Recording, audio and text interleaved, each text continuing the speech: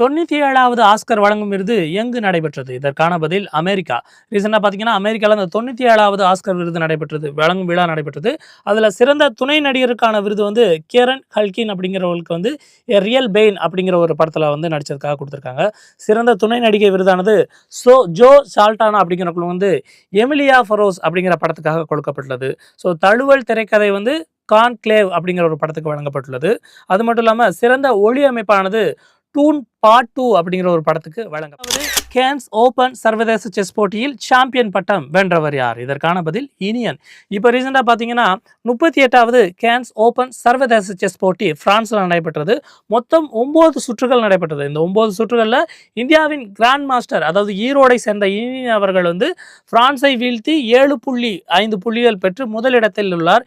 இந்திய வீரரான ஆராத்யா கார்க் அப்படிங்கிறவங்க வந்து 7 புள்ளிகள் பெற்று 2வது இடத்திலும், கஜகஸ்தான் வீரர் நோடோ பெர்க் அப்படிங்கிறவங்க வந்து 3வது இடத்தையும் பிடித்துள்ளனர்.